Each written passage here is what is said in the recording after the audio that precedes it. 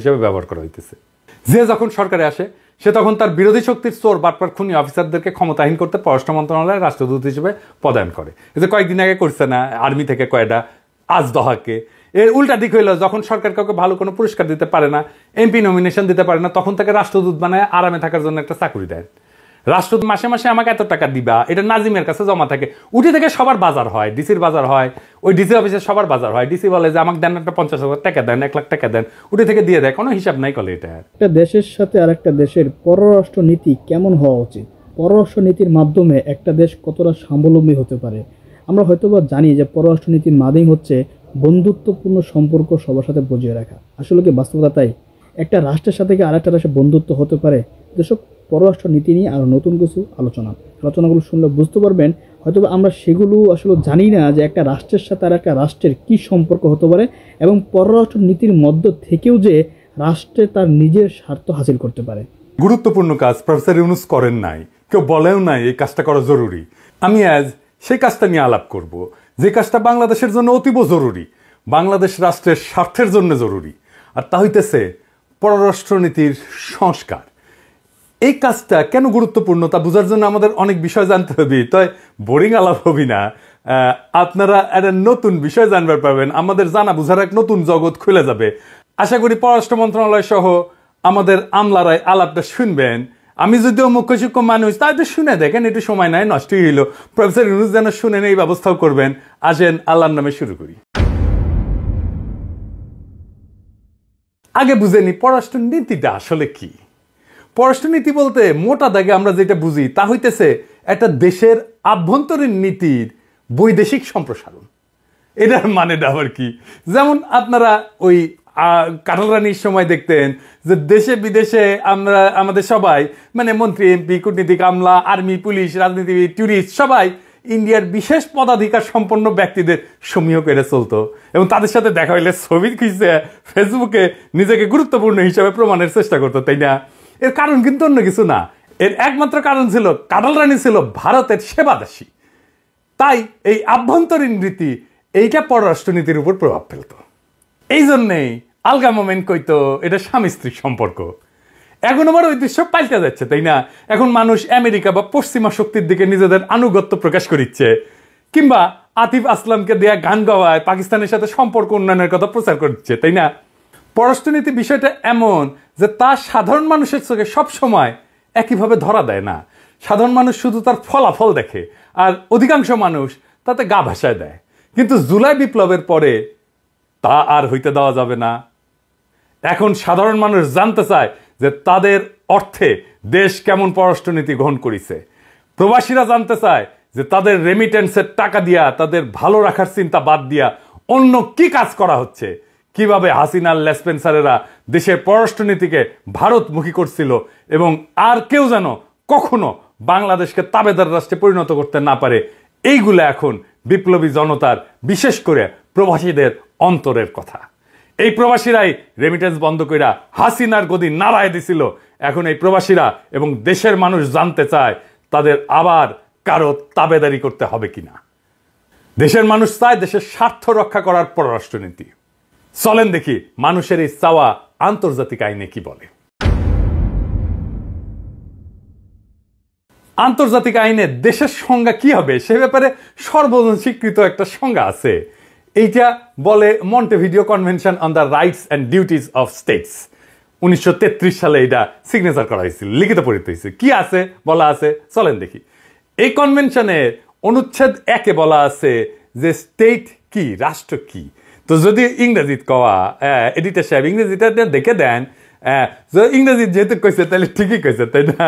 কিন্তু এটা বাংলাটা হইতেছে যে একটা দেশের গ্রহণযোগ্যতার যে 4টা মাপকাঠি, একটা দেশ দেশ হয়ে উঠতে হইলে 4টা জিনিস মেনে চলতে হবে, 4টা মাপকাঠি। তার মধ্যে অন্যতম হইল ability to enter into relations with other states. তার মানে অন্যান্য রাষ্ট্রগুলোর সাথে সে স্বাধীনভাবে সম্পর্ক তৈরি করতে পারার ক্ষমতা থাকতে হবে। তার মানে একটা দেশের কূটনৈতিক সম্পর্কই হইতেছে দেশ হয়ে ওঠার একটা বৈশিষ্ট্য, যেটা কূটনৈতিক দক্ষতার উপর নির্ভরশীল। এখানেই পররাষ্ট্র মন্ত্রণালয়ের গুরুত্ব। এই জন্যই উন্নত দেশগুলোতে পররাষ্ট্রমন্ত্রীকে কিন্তু তাদের ক্যাবিনেটের প্রথম বা দ্বিতীয় মন্ত্রী হিসেবে নিয়োগ দেওয়া হয়। কিছু কিছু ক্ষেত্রে তো পররাষ্ট্রমন্ত্রী সেই দেশের প্রধানমন্ত্রীর অনুপস্থিতিতে ভারপ্রাপ্ত দায়িত্বে থাকেন। কিন্তু আমাদের দেশে পররাষ্ট্রমন্ত্রী হিসেবে হাসিনা যাদের নিয়োগ দিচ্ছেন বা এর আগে যাদেরকে নিয়োগ দেওয়া হয়েছে তাদের কথা নাই কইলাম, যেমন দীপুমণি ওই স্বজনপ্রীতির দায়ে জেলে আছে, তারপরে আবুল হাসান মাহমুদ আলী ও পররাষ্ট্রমন্ত্রী থাকার সময় বাংলাদেশের রোহিঙ্গা সংকট শুরু হয়, আর অর্থমন্ত্রী থাকার সময় বাংলাদেশের অর্থনীতি জয় বাংলা হয়ে যায়। আবার এই যে আলগা মোমেন্ট ওই কূটনৈতিক মন্তব্য নিয়ে তো পুরা পৃথিবীকে হাসাইছেন, তাই না? বলছেন যে কূটনীতিতে স্বামী স্ত্রীর সম্পর্কের প্রবক্তা সে। আর সর্বশেষে যে হাজা মাহমুদ এই যে গাদা গাদা গাদা গাদা সাউন্ড দেন, হাসিনা পালার পর নিজেই পালাইছে। আর তার দুর্নীতি সম্পর্কে আমরা সবাই জানি। কারণে হাসিনা আঙ্কেরে তো ভোটাধিকার দিল না, ভাত দিল না, কথা কইতে দিল না, আবার একটা ভালো পররাষ্ট্রমন্ত্রীও দিল না। এত কথা বলার উদ্দেশ্য হইতেছে যে প্রফেসর ইউনূস সরকার আওয়ামী লীগের এই সমস্ত ভুল থেকে কিছু শিখছেন কিনা এটা বোঝার চেষ্টা করা আর কি। আসলে কি কোনো পরিবর্তন হয়েছে? হয়নি। এবং আমাদের ভারতের সাথে যে সম্পর্ক, ইন্ডিয়ার সাথে যে টেনশন ইত্যাদি, এই সমস্ত কিছু তো কূটনৈতিক ফেলিওর। তা আসেন দেখি প্রফেসর ইউনূস কেঙ্গা করে আমাদের এই পররাষ্ট্র মন্ত্রণালয়টারে সাজাইছে। আমাদের পররাষ্ট্র উপদেষ্টারে আমি পছন্দই করি, ভালো মানুষ। কিন্তু ঘটনা হইতেছে কি, উনি চাকরি জীবনে 2 বার ইন্ডিয়া পোস্টিং ছিল। একবার ছিলেন দক্ষিণ আফ্রিকাতে। কূটনীতিক হিসেবে তার কোনো বিশেষ অর্জন বা নেগোসিয়েশন করার প্রশংসা কোথাও শুনছি বলে মনে হয় না। এখন উনি ভারতের সাথে সম্পর্ক উন্নয়ন নিয়ে খুবই সোচ্চার। আসেন দেখি এই নিয়ে এই যে মন্টেভিডিও কনভেনশন কি বলে। এই কনভেনশনের অনুচ্ছেদ 10-এ কি বলা আছে এইটা ইংরেজিটা আনা দেখান না পাশে। তো ইংরেজির যেহেতু কইছে তাহলে ঠিকই কইছে, তাই না? তা আসেন না বাংলা করে কই। এরা মানে হইল এটা দেশের মূল স্বার্থ হইল শান্তি প্রতিষ্ঠা করা। এটার কোনো ব্যতিক্রম হইলে তো স্বীকৃত প্রক্রিয়ার মাধ্যমে সমাধান করতে হবে। তো এই কনভেনশনের 11 অনুচ্ছেদে আরো বলা আছে, আবার দেখান স্যার ইংরেজি কথাগুলো দেখান, ইংরেজি যেহেতু কইছে তাহলে ঠিকই কইছে। এইটার মানে হইতেছে যে ভারত বা অন্য যে কোনো রাষ্ট্র আমাদের টেরিটরিতে আমাদের রাষ্ট্রের নাগরিকদের হত্যা করতে পারে না। তো আমাদের এই ভারত দরদি পররাষ্ট্র উপদেষ্টা ভারতের সাথে সম্পর্ক ঠিক করার আগে যদি কনভেনশন ঠিক মতো পড়লেন নি, তাহলে তিনি বুঝতে পারতেন তার কি বলা উচিত। ভারতকে আগে সীমান্ত হত্যাকাণ্ডের জবাব দিতে হবে, বিডিআর হত্যাকাণ্ডের জবাব দিতে হবে, পুলিশ বাহিনীতে তাদের লোক কেন এই জবাব দিতে হবে, কেন বাংলাদেশের গুমের সাথে তারা জড়িত সেটা জবাব দিতে হবে, কেন বাংলাদেশের সাথে অন্য দেশের সম্পর্ক স্থাপনের আগে ভারতের সাথে কথা বলে নিতে হবে, তার জবাব দিতে হবে। মানে আমাদের পররাষ্ট্র মন্ত্রণালয়ের জবাব চাইতে হবে। আর জবাব চাওয়ার সাহস না থাকলে দায়িত্ব ছেড়া মেয়ের নবজাতক সন্তানের ভালো নানা হওয়ার জন্য আপনি আমেরিকানে কুটি গেছিলেন, উঠি যান। আমরা মনে করি স্বরাষ্ট্র উপদেষ্টা বোধহয় খুব সাহসের কাজ, প্রতিরক্ষা উপদেষ্টা বোধহয় সাহসের না। পররাষ্ট্র উপদেষ্টা অনেক সাহসের কাজ, পররাষ্ট্র উপদেষ্টা হওয়া অনেক সাহসের কাজ। আপনাদের এতই সাহস যে শেখ হাসিনাকে ফিরে আনার যে চিঠি ভারতের রাষ্ট্রদূতকে পররাষ্ট্র মন্ত্রণালয়ে ডেকে এনে দেওয়ার সাহস আপনাদের হয় নাই। যে রাষ্ট্রদূত অবসরে যাবেন তখন দিল্লি বাংলাদেশ দূতাবাসকে দিয়ে এই চিঠি পাঠানোর মতো নত জানু কাজ কিভাবে করেন আপনারা? আপনার সচিব তো শুনলাম আপনি পছন্দ করে নিছেন। আপনি এমন সচিব নিছেন যে হাসিনার কাছে 3 বার রাষ্ট্রদূত ছিলেন, গ্রিস, কাতার আর চীনে। তার ভাই নাকি বিএনপির এমপি ছিলেন। তো উনার এমন চেতনা যে তিনি পররাষ্ট্র মন্ত্রণালয়ে প্রথম বঙ্গবন্ধু জনপ্রশাসন পদক পাওয়া অফিসার, বুঝেছাও। আবার চীনের মতো গুরুত্বপূর্ণ দেশে হাসিনার রাষ্ট্রদূত। হাসিনার শেষ সফর ছিল চীনে। তার মানে হইল হাসিনা পালানোর আগে যে রাষ্ট্রদূতের কাছে এত খাতির পেল তাকে ছাড়া আর কাউকে আপনার চোখে পড়ল না সচিব করার। রাষ্ট্রদূতকে দিয়া চিঠি পাঠাইয়া কি হাসিনার কাছে নিজের সাধু প্রমাণ করলেন? জাতির সাথে মস্করা করবেন না বলে দিলাম। পাবলিক কিন্তু এখনো ঘরে যায় নাই, শুধরায় যান। নইলে আমার ক্ষুদ্র ভ্রাতা ভগিনীদের বলবো একটু আপনাদের মন্ত্রণালয় থেকে ঘুরে আসতে। ওইখানে নাকি কোনো ছাত্র এখনো যায় নাই কাউকে পদত্যাগ করানোর জন্য। হাটে হাড়ি ভাঙিয়ে দেবো কিন্তু। এখন দেখেন এই যে রাষ্ট্রের সংজ্ঞা শুনে আসলাম না, এটা আমাদের পাঠ্যপুস্তকে কেমনে বদলে গেল। দেখেন আমাদের পৌরনীতি বইতে যদি দেখেন তাহলে দেখবেন যে রাষ্ট্রের 4টে উপাদান, সেখানে বলা আছে জনগণ, নির্দিষ্ট ভূমি, সরকার, সার্বভৌমত্ব। তার মানে এখন সালাউদ্দিন কাদের চৌধুরীর মতো বলতে হয়, হ্যাঁ লাল মিয়া সোনা মিয়া হয়েছে, আর সোনা মিয়া লাল হয়ে গেছে, মাঝখান থেকে সোনাটা লাল হয়ে গেছে। আন্তর্জাতিক আইন বলে চতুর্থ স্তম্ভ হইল বৈদেশিক সম্পর্ক স্থাপনের সক্ষমতা, আর আমাদের স্বৈরাচারী জ্ঞানী ব্যক্তিরা বলতে চায় সার্বভৌমত্ব।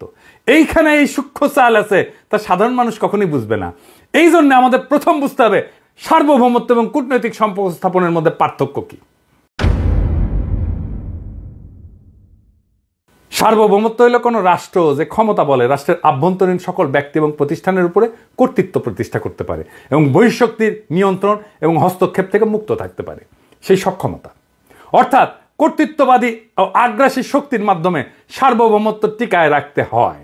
আর কূটনৈতিক সম্পর্ক হইল পারস্পরিক স্বার্থের সংরক্ষণে গড়ে ওঠা সম্পর্ক। আমাদের পাঠ্যপুস্তকে ওই যে মন্টেভিডিও কনভেনশনের কূটনৈতিক সম্পর্কের মতো সুন্দর সম্পর্ককে সরায় দিয়া কর্তৃত্ববাদী এবং আগ্রাসী শক্তির কথা বলা হয়েছে রাষ্ট্রের স্তম্ভ হিসাবে। চিন্তা করে দেখেন কোথায় আমাদের মগজ ধোলাই হয়। তাইলে রাষ্ট্রের সংজ্ঞা পাল্টে দিছে। আমাদের ছাত্ররা, আমাদের বাচ্চারা কি শিখে দেখেন। তাহলে এটা কাকে খুশি করার জন্য করছে?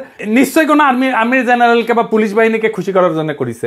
আজকে সামরিক বাহিনী যখন বলে যে তারা দেশের সার্বভৌমত্বের সংরক্ষণ, তখন আসলে সামরিক বাহিনী নিজেদেরকে আভ্যন্তরীণ সকল ব্যক্তি প্রতিষ্ঠানের উপরে কর্তৃত্ব প্রতিষ্ঠাকারী প্রতিষ্ঠান হিসেবে মনের অগোচরে প্রকাশ করেন। আসলে আন্তর্জাতিক আইনের সার্বভৌমত্বের উপরে হুমকিকে আন্তর্জাতিক আইনের লঙ্ঘন বলা হয়েছে এবং সকল আন্তর্জাতিক আইনের মূলে রয়েছে সার্বভৌম সীমানার প্রতি সম্মান। মূলত একটা ভূখণ্ডকে দেশ হিসেবে গড়ে তুলতে যা যা প্রতিষ্ঠান লাগে তার মধ্যে অন্যতম হইল পররাষ্ট্র মন্ত্রণালয় বা পররাষ্ট্র সার্ভিস।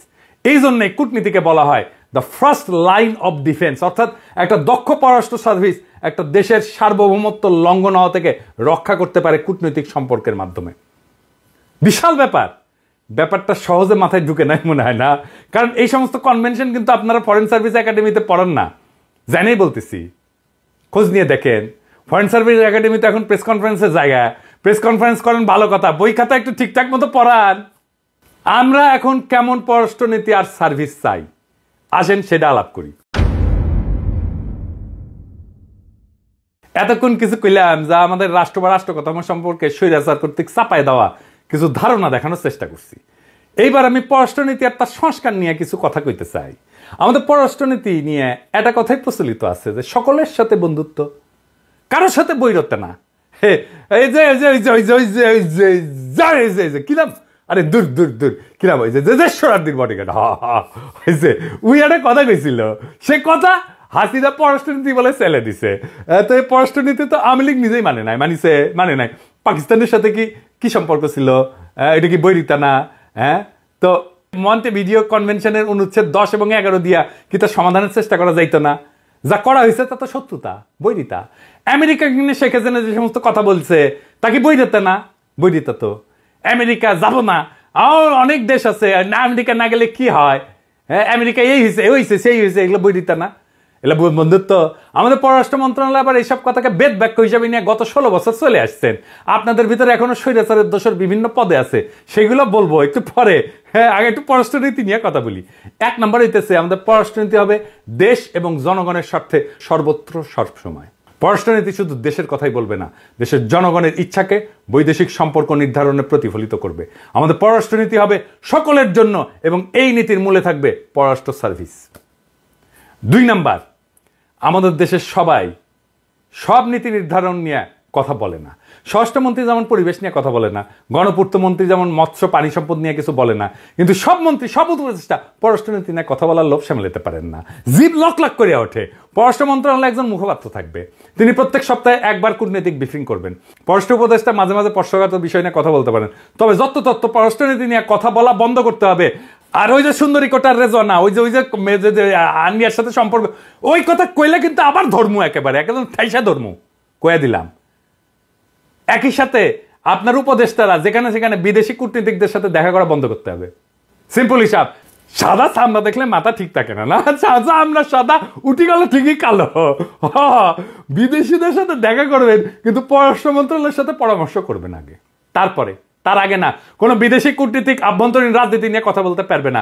এইটা মন্টেভিডিও কনভেনশনের অনুচ্ছেদ 8 বলা আছে। দেখিছেন? দেখানি ইংরেজিতে কইছে, ঠিকই কইছে, তাই না?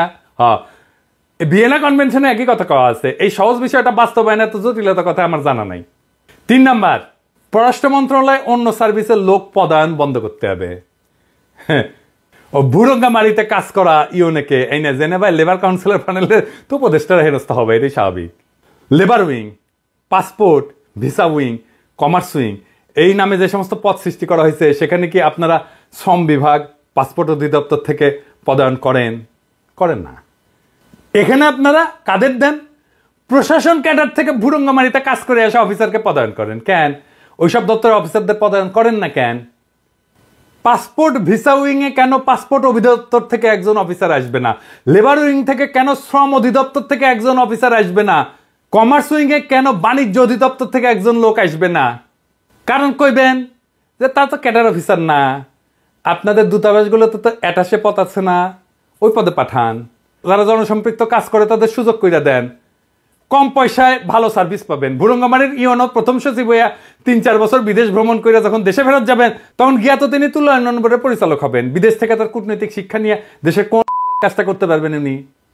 নাকি আপনার নাকি উপসচিব, তো উপসচিব থাকেন না, প্রথম সচিব, কাউন্সিলর, মিনিস্টার হওয়ার দরকার কি? এত লোভ কেন? খালি চোখ চক করে, বিদেশে ঘোরা হইল না, খুব মজা। সময় করার পর আপনারা কি পরিবর্তন আনছেন? মধ্যপ্রাচ্য কিংবা মালয়েশিয়াতে প্রবাসীদের সমস্যা আরো বাড়ছে। তার সাথে দক্ষ অ্যাটাশে নিয়োগ করলে সরকারের খরচ অর্ধেকের চেয়ে বেশি কমবে। একই সাথে সেই লোক যে কাজ করতো তিনি এই কাজটা বিদেশে এসে করবেন। বিদেশ থেকে প্রবাসীদের চাহিদা সম্পর্কে ধারণা নিয়ে আবার যখন স্বপদে ফিরে আসবেন, তখন তিনি আরো ভালো সেবা দিতে পারবেন, প্রবাসীদের মুখে হাসি ফুটাই দিতে পারবেন, তাদের পরিবার সরকারের উপর সন্তুষ্ট হবে। আর তো এই যে এই সমস্ত উইং, লেবার পাসপোর্ট উইং থেকে যে টাকা বেঁচে যাবে, সেই টাকা দিয়ে জুলাই বিপ্লবের শহীদ পরিবারের সহায়তা করেন। টাকার জায়গা বলে দিলাম, কেন কেউ করে বাঁচাইতে হবে টাকা। 4 নাম্বার, যোগ্যতার ভিত্তিতে পদায়ন এবং প্রমোশন দিতে হবে। আপনার পররাষ্ট্র মন্ত্রণালয়ে এমন অনেক অফিসার আছে যারা হার্ভার্ড, প্রিন্সটন, অক্সফোর্ড, কেমব্রিজ থেকে পড়াশোনা করছেন। এইসব বিশ্ববিদ্যালয় কিন্তু শুধু ডিগ্রি দেয় না, এরা একই সাথে এদের গ্র্যাজুয়েটদের একটা প্ল্যাটফর্ম দেয়, যেখানে বিশ্বের অনেক গুরুত্বপূর্ণ প্রভাবশালী ব্যক্তিদের সাথে যোগাযোগের সুযোগ থাকে। এইসব অফিসারেরা যদি স্বৈরাচারের দোষর না হয়, তবে তাদের দিয়ে আপনারা Washington, London, new York, Geneva মিশনে কাজ করান। এরা দেশের সাথে জনগণের স্বার্থ রক্ষায় কাজ করতে পারবে। আমি চ্যালেঞ্জ দিয়ে বলতে পারি, আমি অনেক আমাদের ফরেন সার্ভিসের অফিসারদেরকে দেখছি, ভেরি ব্রাইট অফিসার। আমি জানি এদের সক্ষমতা। আপনারা কি করেছেন? আপনার পররাষ্ট্র মন্ত্রণালয়কে একটা সাম্যবাদী মন্ত্রণালয় করতেছেন, খুব ভালো কথা। সাম্যবাদ কি দক্ষতায়, কাজে, যোগ্যতায়? উত্তর হইল না। এই সাম্যবাদ হইল পদায়নের জায়গায়। এইটা হাসিনার তৈরি করা ফরেন সার্ভিসকে খোড়া করার মডেল। এই মডেল অনুযায়ী আপনি ইউরোপের ঠান্ডায় কাজ করছেন বলে আপনাকে এখন মধ্যপ্রাচ্যের গরমে কাজ করতে যাইতে হবে। এটা হচ্ছে সাম্য, বুঝছাও? ঠান্ডায় কাজ করেছে, এখন গরমে কাজ করতে যাইতে হবে। আমেরিকায় কাজ করলে আফ্রিকায় যেতে হবে। আবার হাসিনার সার্টিফাইড দোষর হইলে আপনি শুধু উন্নত দেশেই থাকতেন, আপনার জন্য নিয়ম আলাদা, বুঝছাও? যেমন সঞ্চিতা হক নিউ ইয়র্কের পর জেনেভায় গিয়া হাসিনা বিরোধী লোকদের সাথে মাস্তানি করিছে। ওই যে শুভ্র ভাই আর আমাদের বন্ধু জামান ভাইয়ের উপরে মাস্তানি করেছে, মারতে গেছিল। আলগা মোমেনের পরিচালক ছিল এমদাদ, তিনি নাকি কখনোই আমেরিকা বা ইউরোপের বাইরে যান নাই। তো এই হইল হাসিনার সাম্যবাদী মূলা, যা হাসিনার রেখে যাওয়া স্বৈরাচারী অফিসাররা মিলে বাস্তবায়ন করিচ্ছে। তো কারা এই স্বৈরাচারী অফিসার? আসেন সেটা একটু দেখি। প্রথমে আছে নাজমুল হক, মহাপরিচালক প্রশাসন। এই অফিসার হাসিনার সময় পররাষ্ট্র মন্ত্রণালয় পরিচালক প্রশাসন এই দায়িত্ব পালন করেছেন। ওর স্ত্রী রাশেদা রওনক জাহাঙ্গীরনগর বিশ্ববিদ্যালয় থেকে পাশ করে ঢাকা বিশ্ববিদ্যালয়ের শিক্ষক হয়েছে হাসিনার আমলে। কতটা কাঁঠাল রানী লেসপেন্সারি লেভেলে চাকরি পাওয়া যায় তা আমরা জানি। এই অফিসারের কথা স্বামী তুলে ধরলেও পররাষ্ট্র সচিব বা উপদেষ্টার কোনো স্যাদব্যাদ নাই। এই অফিসার আর পররাষ্ট্র সচিব মিলে অনেক পদায়ন করছে, তার কিছু নমুনা দেখাই। দেখাবো। আচ্ছা দেখেন, এই যে নিউ ইয়র্কের জাতিসংঘ মিশনে স্থায়ী প্রতিনিধি করছেন সালাউদ্দিন নোমান চৌধুরীকে। হাসিনার সময় মহাপরিচালক প্রশাসন ছিলেন, তাতে কোনো দোষ নাই, ধরে নিলাম। কিন্তু এই অফিসার জীবনে কোনোদিন জাতিসংঘ নিয়ে কাজ করেছে? করে নাই। করলেও 1-2 বছর। তার ডেপুটি হিসেবে তাকে দিচ্ছেন, তিনিও কোনোদিন এই কাজ করেন নাই। তো ওই মিশনের 3 নাম্বার ব্যক্তি হলেন আলগা মোমেনের পরিচালক এমদাদ, তাকে সরান নাই। অর্থাৎ নিউ ইয়র্ক মিশনে জাতিসংঘের কাজ করার অভিজ্ঞতার সবচেয়ে সিনিয়র ব্যক্তি হলেন এমদাদ। উনি সবাইকে পরিচালনা করবেন আর নিউ ইয়র্কের টিকায় রাখবেন ফ্যাসিবাদকে, বুঝছাও? ইনকা কইরাই চলিচ্ছে সবকিছু। আমি বলছিলাম যে মুশফিকুল ফজল আনসারীকে নিউ ইয়র্কে দেন, আমার কথা পররাষ্ট্র সচিব উপদেষ্টা শোনেন নাই। শুনবেন কেন? বিপ্লবী চেতনার মানুষ নিউ ইয়র্কে থাকলে তো আপনার পররাষ্ট্র সচিব উপদেষ্টা নাজমুল হকের মতো লোকদের এজেন্ডা বাস্তবায়ন করা যাবে না। নাজমুল হক নাকি মন্ত্রণালয়ে বদলির অর্ডার করে, আবার তার ওয়েবসাইটে দেয় না, কলে দেখা যায় না। মানুষের কি বোকা পেয়েছেন নাজমুল সাহেব? ভালো মনে পদায়ন করলে তো প্রকাশ করতে দোষ নাই, তাই না? আমরা কোনো খবর পাই না কেন? আমরা কলে দেখিয়ে গেলা সব অর্ডার জোগাড় করে ফেসবুকে ছেড়া দিমু, কলে এই হোয়াটসঅ্যাপে পেটে দেন, তাই না? দেখাই দিমু যে কি করিচ্ছেন, বুঝছাও? খুব খেয়াল। আমাদের পররাষ্ট্র সচিবের ভাই নাকি বিএনপির এমপি ছিল। তার তো দেখি বিএনপির প্রতি কোনো ভালোবাসা নাই। মির্জা ফখরুল সাহেব একটু নোট রাখেন, আপনার জন্য একটা কুইজ দেই। হ্যাঁ দেবো, হ্যাঁ পারবেন কুইজটা? আপনাদের নেতা জিয়াউর রহমানের হত্যাকাণ্ডী কর্নেল দিলওয়ারের মেয়ে তাহলিল দিলওয়ার এখন কুই আছে, কুটি আছে জানা আছে? উত্তর হইল পররাষ্ট্র মন্ত্রণালয়ে উঠি আছে। তিনি আওয়ামী লীগের সময় সকল নিয়মের মুখে চুনকালি দিয়া ক্যানবেরাতে জামাইয়ের সাথে সরকারি টাকায় হানিমুন করতে গেছিলেন, খবর আছে আমাদের কাছে। ফিরে আসার সময় কইছিলেন যে তাকে প্রধানমন্ত্রী কার্যালয় অর্থাৎ হাসিনার কার্যালয়ের পরিচালক নয় পদে না বসালে তিনি আর আসবেন না। হ্যাঁ বুঝছাও, তিনি আসলেন পরিচালক নয় হিসাবে, পদায়ন হইল, কিন্তু আইসা দেখলেন যে গদি উল্টে গেছে। তারপর তিনি নিজ দায়িত্বে আবার ক্যানবেরা চলে গেলেন। কে তাকে ক্যানবেরা যাওয়ার অনুমতি দিল? হ্যাঁ উপদেষ্টা সাহেব, তহিদ সাহেব, হিসাবটা দিয়ে আমরা তো খবর টবর রাখি না। কে তাকে আবার ক্যানবেরায় বসতে দিল সেটা ব্যাপার না, ব্যাপার হইলো তাকে পররাষ্ট্র মন্ত্রণালয় ফেরত আইলা গ্লোবাল হেলথ উইং এর পরিচালক বানাইলেন কেন? আগামটা তো সিটি করেছেন, ফিরে গেছে হেলথের লোক, এগুলো যে খবর রাখে এইটা তো বুঝলেন না। যখন বানাছেন তখন তো সমস্ত কিছু ধরে টান দিছি, দেখি ও মা, এ তো দেখি মাল একটা, এটি এসে কে বসে আছে? হ্যাঁ হেলথে দিচ্ছেন আর জায়গা বাননি, এটি না দিলে তো কিছুই মাথা আসলো না নি, বুঝছাও? কেউ নিজের কেউ নিজে মারে এইভাবে, কেউ ভাব করে দিচ্ছেন, কেউ কিছু জানে না। হ্যাঁ এই সমস্ত কাজ করেছেন নাজমুলের পিছনে নিশ্চয়ই পররাষ্ট্র সচিবের হাত আছে, নাহলে নাজমুল এসব কাজ অনুমোদন করা কারে দিয়া। আরেকজনের কথা বলি কমো, এই যে সারওয়ার আলম সরকার, এই পররাষ্ট্র মন্ত্রণালয়ের 31 ব্যাচের অফিসার, কাজ করার কথা মন্ত্রণালয়, কিন্তু কাজ করতে গেলেন প্রধানমন্ত্রী হাসিনার সহকারী প্রেস সচিব হিসাবে, বুঝছা? হাসিনা পলাইছে কিন্তু ওর সাথে নেয় নাই, পরে তারা আবার ডেকে এনে পরিচালক পদে প্রমোশন দিয়ে রাখছে পররাষ্ট্র মন্ত্রণালয় তো ইচ্ছেন। কিন্তু এই মন্ত্রণালয় স্বৈরাচারের হাতে নির্যাতিত অফিসারের জন্য কি কিছু করেছে? করে নাই তো, কারণ তাদের জন্য আছে হাসিনা রেখে যাওয়া সাম্যবাদী মূলায়। তাই অবিলম্বে এই সমস্ত সাম্যবাদী পদায়ন নীতি বন্ধ করেন। আমরা দেখেছি এইটা 1960-এর দশক না, এটা 2025 সাল। আমাদের দক্ষ কূটনীতিক দরকার, যোগ্য কূটনীতিক চাই। আমরা চাই আমাদের কূটনীতিকরা দেশের পক্ষে মানুষের পক্ষে থাকবেন এবং তারা থাকতে রাজি আছে। সাম্যবাদের নামে অযোগ্য লোক দিয়া হাসিনার স্বার্থ টিকায় রাখার খায়েশ মিটাই দেবো, একেবারে ঢুকে দেবো, হান্তা দেবো, পিছন দিয়ে হান্তা দেবো। নাজমুলরে রাষ্ট্রদূত কইরা দেখেন, ওর ঘর নাকি সময় হয়েছে শুনলাম। যেসব স্বৈরাচারের দোসর অফিসার চেয়ারে বসেছেন না, তাদের অবিলম্বে বিভাগীয় বিচারের আওতায় আনেন, নইলে সবার মুখোশ খুলে দেবো। দায়িত্বে এসে হাসিনার লোকদের পুনর্বাসন করবেন, এটা হবে না। এবার আসেন আর একটা গুরুত্বপূর্ণ বিষয় নিয়ে কথা বলি। তহিদ সাহেব, আপনি এটা প্রফেসর ইউনূসকে দেখাবেন? দেখাবেন। আপনি যা দেখাবেন দরকার হলে এটুকু কেটে নিয়ে যে স্যারকে দেখাবেন, কবেন পিনাকি এটা কইছে। এই যে পররাষ্ট্র সার্ভিসের যারা কাজ করে এরা যে কিরকম মানবেতর জীবন যাপন করে এটা বুঝতে পারবেন না। আসেন সেটা নিয়ে আলাপ করি। আমরা তো মনে করি যে বিদেশে মিশনে বৈশা কূটনীতিকরা অনেক টাকা পায়, আসলে ভুল ধারণা, যা থেকে আমাদের সবার বাইরে হয়ে আসা উচিত। আসল সত্যটা হইল আমাদের দেশের কূটনীতিকদের বেতন দক্ষিণ এশিয়ার সবচেয়ে কম। জানেন এটা? জানেন না, কিন্তু তারা কিন্তু ভালো কাজ করে, তারা কিন্তু গ্লোবাল স্ট্যান্ডার্ডে কাজ করে, খুবই ভালো, তারা দক্ষ কূটনীতিক। পৃথিবীতে কম বেতন পাওয়া কূটনীতিকদের অন্যতম হচ্ছে বাংলাদেশ। এমনকি শ্রীলঙ্কার কূটনীতিকদের বেতন আমাদের কূটনীতিকদের বেতনের দ্বিগুণ। আমি তো অনেকদিন ধরে বিদেশে আছি, আমি নানা কূটনীতিকদের সাথে যোগাযোগ আছে। আমি যাইও বিভিন্ন দেশে যাচ্ছি, যে ওইখানে কূটনীতিকদের সাথে কথা হচ্ছে, যাচ্ছি, খাতির টাতির করছে, খাওয়াচ্ছে টাওয়াচ্ছে, কিন্তু কি যে মানবেতর জীবন যাপন করেন। খুব অবাক হইলাম যে এটা জেনে যে আমাদের কূটনীতিকরা 2012 সালের নির্ধারিত কাঠামো অনুযায়ী বেতন পান।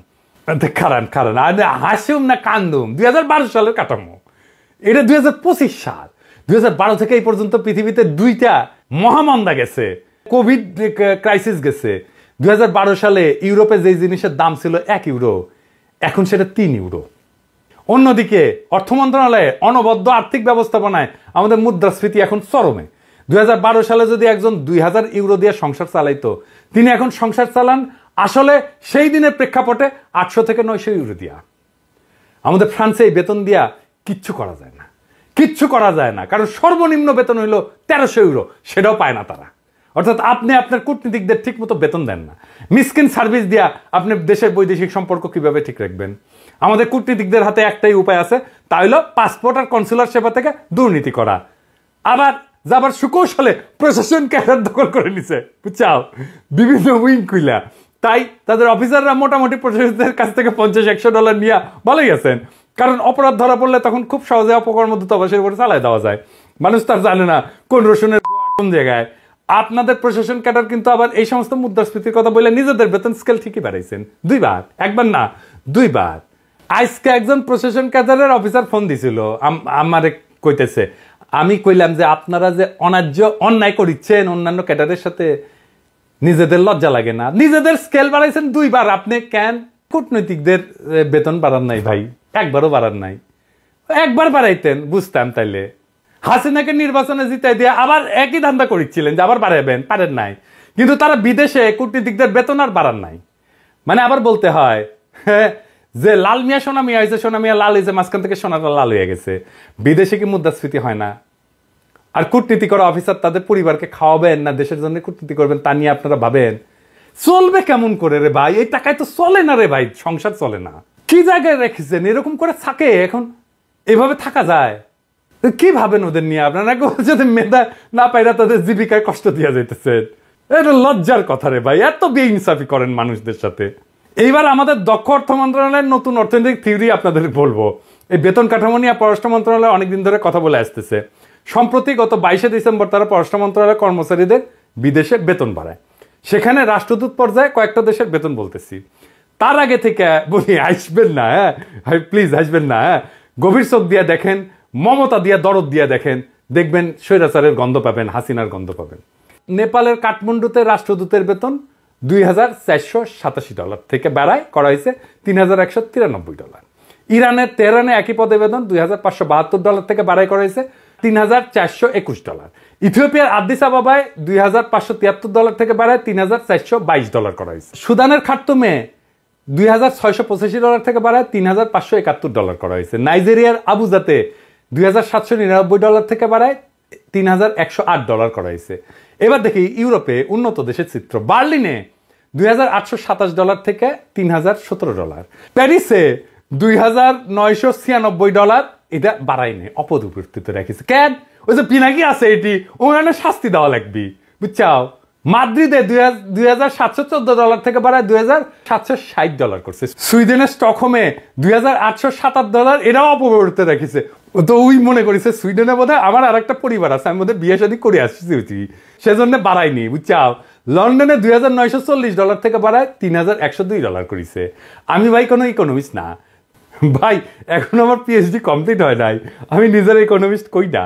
তাও কস্ট অফ লিভিং ইন্ডেক্স বলে একটা কথা আছে না, যা অনেক দেশের যোগ্য ইকোনমিস্ট মেলা অনেক পড়াশোনা করে ঠিক করেন। আমাদের অর্থ মন্ত্রণালয়ে এমন কিছু অফিসার আছে যারা এই বেতন নির্ধারণ করতে গিয়ে এমন সূত্র আবিষ্কার করেছেন যা তাদেরকে আগাম নোবেল প্রাপ্তির হাতছানি দিচ্ছে। আমি অনেকের সাথে কথা বলছি, তারা কিছু বুঝতে পারতেছে না যে কস্ট অফ লিভিং ইন্ডেক্স অনুযায়ী কাঠমান্ডু, তেহরান, খার্তুম, আদিস আবাবাতে কি জীবনমানের খরচ প্যারিস, মাদ্রিদ, লন্ডন, বার্লিনের চাইতে বেশি। প্রফেসর ইউনূস তো বিশ্ববরেণ্য অর্থনীতিবিদ, শিক্ষা উপদেষ্টা, অর্থ উপদেষ্টা, এরাও অর্থনীতিবিদ। তো আপনারা সবাই মিলে এটা কি বানাইলেন? আমার তো মাথায় ঢুকে না, আপনাদের ঢুকিছে। এটা ফাজলামি করার কোনো মানে আছে? কি দরকার? অর্থ মন্ত্রণালয়ের যে অফিসার এই কাজ করেছে তারে ধইরা এটা পুরস্কার দেন। তার মতো অর্থনীতিবিদ মোটামুটি অমর্ত্য সেনরে পড়াইতে পারবে তো, আমার মনে হইতেছে। আসলে কিছুই না। অর্থ মন্ত্রণালয়ে এই কাজ করার মূল উদ্দেশ্য হইল ইউরোপের এবং অন্যান্য দেশের গুরুত্বপূর্ণ মিশন যেন ভালো অফিসার না যায়। খুবই সিম্পল হিসাব ভাই, কই থেকে কই চাপা মাইট দেয় এগুলো বুঝতে পারবে না। এগুলো জাউরার জাউরা, বুঝেছেন? একটা বুঝে আছে যাবে কেন, তার তো না খেয়ে মরবে না যখন দেখবে বেতন এরকম এবং বাড়ে না এটা। আর যেসব দেশে বাড়াইছে বুঝছেন বেতন, সেসব দেশে প্রশাসন এবং সামরিক বাহিনী থেকে বিতাড়িত অফিসাররা পোস্টিং দেয়, সেজন্য বাড়াইছে, বুঝছাও। মাঝে মাঝে আপনারা পদায়নের যোগ্য না হলে পররাষ্ট্র মন্ত্রণালয় তাদের অফিসার দেয়। তো ভালোই ফন্দি করেছেন, হ্যাঁ এগুলো ধরে ফেলেছি কলে। নিজেরা নিজেদের বেতন বাড়িয়ে নিছেন। পররাষ্ট্র মন্ত্রণালয়ের অফিসার যারা বিশেষ পরীক্ষা আপনাদের 99% চাইতে বেশি নম্বর পেয়ে আসছে, তাদেরকে অবজ্ঞা করা এত ফন্দি কই থেকে পান আপনারা? ওই ভালো ছাত্র ছিল, ভালো রেজাল্ট করেছে, ওই যে ঈর্ষা, ওই ঈর্ষা থেকে এখন চাপা মেরে দেন। আপনাদের পিছনে যে 25 ক্যাডার মিলে আন্দোলন করছে তার কারণ বুঝবার পারিচ্ছেন তো? সবার সব খাইতে খেতে আপনারা দেশ খাইয়ে ফেলেছেন। হাসিনা পলানোর পর যতগুলো দোসর জেলে গেছে তার মধ্যে বেশিরভাগই তো প্রশাসনের, আর কিছু পুলিশ আর সামরিক বাহিনীর। সিভিল প্রশাসনে স্বৈরাচারের মূল দালাল হইল প্রশাসন ক্যাডার। এই জন্য প্রফেসর ইউনূস সব গুরুত্বপূর্ণ মন্ত্রণালয়ে অবসরপ্রাপ্ত অফিসার দিচ্ছেন। আগামীতে এটা আরো বেশি করা উচিত। প্রশাসন ক্যাডারের সংস্কার নিয়ে আলাদা করে বলতেছি তো অনেক কিছু নিয়ে, কিন্তু বিদেশে মিশনে বেতন কাঠামো নির্ধারণে আপনাদের যে বিবেচনা তাতে এটা স্পষ্ট যে আপনারা প্রফেসর ইউনূসের সরকারকে বিপদে ফেলতে চান। আপনারা চান না যে একজন ভালো অফিসার একটা ভালো দেশে পদায়িত হোক বা কাজ করতে পারুক। তারা অর্থভাবে কাজ করতে পারবে না, আর আপনারা জনপ্রশাসনে বৈশা তাদের সহায়তা করার জন্য নতুন পদ খুলে নিজেদের পদায়ন করবেন।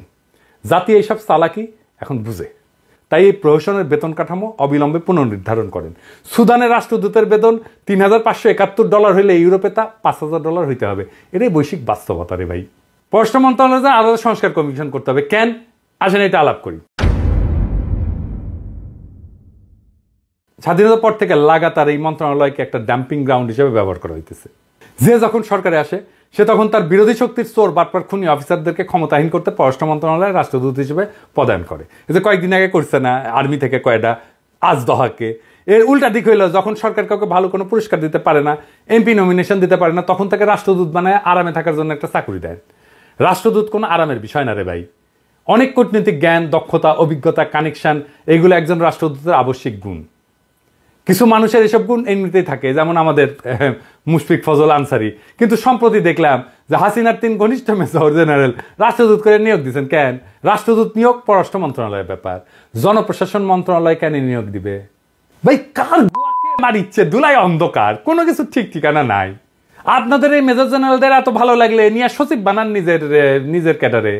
এইসব স্বৈরাচারের দোষরদের যেই দেশে রাষ্ট্রদূত করবেন সে দেশে আমরা ওদেরকে গদি নাড়ায় দিব। কয়ে দিলাম কলে পাঠান না দেখি না, ওদের রাতের ঘুম হারাম কইরা দিব লিখে রাখেন। খালি পাঠান না দেখি না কুটি পাঠাবেন। সব জায়গায় আমার ক্ষুদ্র ভাতা ভগিনীরা আছে, দইরা একেবারে দিব বা শান্তি একেবারে একদম দূতাবাস দখল কইরা নিব। দূতাবাসে পাশা লাথি দিয়ে ব্যাক করে দিব। দরকার হলে আমি যাব, দেখি আমারে কে কি কয়। এবার আসেন গাড়ি কেনার ঋণ নিয়ে প্রশাসন কাটারের চুরিটা দেখি।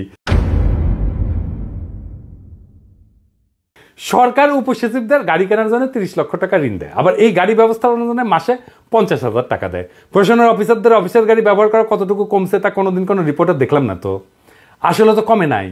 তারা আইন করে নিছে যে অফিসার গাড়ি ব্যবহার করলে তারা মাসে 50,000 টাকার জায়গায় 25,000 টাকা নিলেই হবে। গাড়ি তাদেরই থেকে যাবে। যেই গাড়ি আবার উবারে দেয় কেন এগুলো সবগুলা? আপনি যেগুলো উবারে চড়িচ্ছেন এদের অনেকগুলো সেক্রেটারি সচিবদের গাড়ি, আমলাদের গাড়ি মাসে মাসে ভাড়া নেয়। ভালো তো, প্রত্যেক প্রশাসন ক্যাডারের অফিসার একজন ক্ষুদ্র উদ্যোক্তা হয়ে গেছে। কিন্তু তারা তো সবার সেরা, তারা আবার সবাইকে উদ্যোক্তা হইতে দেবে না। তাদের উপসচিব পদ নাকি এটা সরকারের পদ। অন্যান্য ক্যাডারের পদ যেমন পরিচালক, মহাপরিচালক ইত্যাদি নাকি সরকারের পদ না।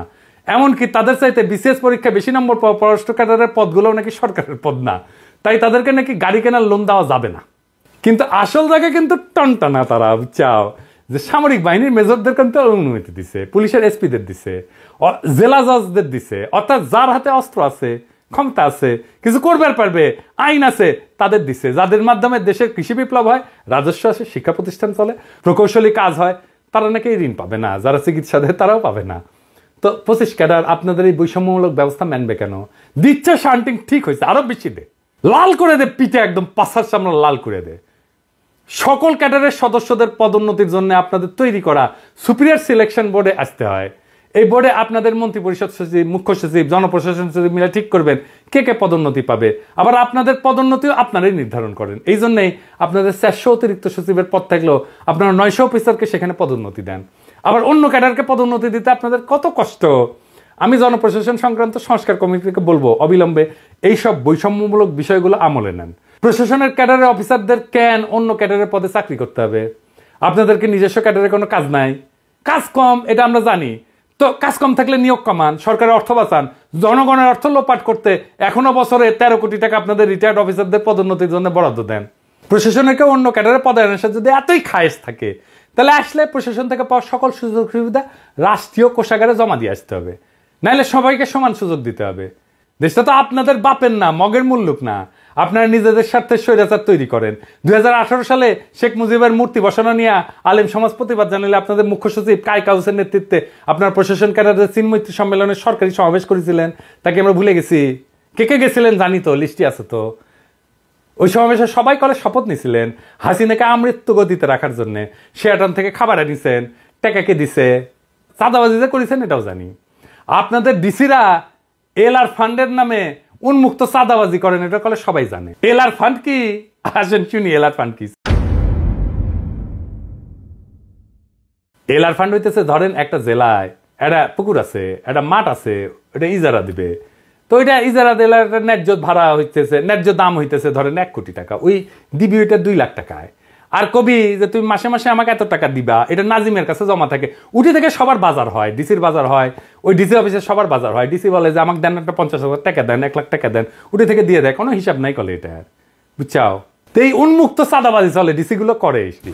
প্রশাসনের সব জেলা পর্যায়ের কর্মকর্তারাই চাঁদাবাজির পয়সায় বাজারঘাট করে। আপনাদের সবার শরীরে হারামের পয়সা, ঘুষ, দুর্নীতির চর্বি জমে গেছে। আপনার ম্যাজিস্ট্রেট জেলায় গাড়ি চললে স্বাস্থ্য কর্মকর্তা গাড়িতে চলবে, সহকারী প্রকৌশলী গাড়িতে চলবে, সহকারী কৃষি কর্মকর্তাকে গাড়ি দিতে হবে। এবং এই সাম্য স্থাপনী সংস্কারের প্রথম ধাপ। তাই স্বাধীনতার পর থেকে চলে আসা এইসব প্রথাকে সংস্কার কইরা পররাষ্ট্র মন্ত্রণালয়কে একটা প্রভাবমুক্ত, দক্ষ, যোগ্য এবং বিশ্বমানের পররাষ্ট্র সার্ভিস গঠন করার জন্য অবিলম্বে একটা পররাষ্ট্র মন্ত্রণালয় সংস্কার কমিশন গঠন করেন। এই কমিশন মন্ত্রণালয়ের পদায়ন নীতিমালা, পদোন্নতি নীতিমালা, বেতন কাঠামো, সুযোগ সুবিধা, কর্মদক্ষতা, পর্যবেক্ষণের মডেল ঠিক করে সুপারিশ জানাবে। সরকার সেই সুপারিশের আলোকে কাজ করবে। প্রশাসন ক্যাডারের ওই বিজ্ঞ অর্থনীতিবিদদের দিয়ে কাজ করলে ছাত্র জনতার বিপ্লবের চেতনার সাথে তারা বেইমানি করবে। যেমনটা সচিবালয়ে আগুন লাগায় তারা করছে। অত্যন্ত সুকৌশলে তারা হাসিনার স্বপ্নটি পুরাই দিয়া বিচার প্রক্রিয়াকে বাধাগ্রস্ত করছে। এদের কঠিন শাস্তি হওয়া দরকার। আমরা চাই ছাত্র জনতা জুলাই আন্দোলনের পর আমাদের যে সংস্কারের সুযোগ তৈরি করে দিচ্ছেন তা কাজে লাগাইতে। আমরা চাই ছাত্র জনতার ইচ্ছার প্রতিফলন অনুযায়ী সরকার সংস্কার করবে। আমরা দেশকে একটা নতুন বাংলাদেশ হিসেবে গড়ে তুলতে চাই।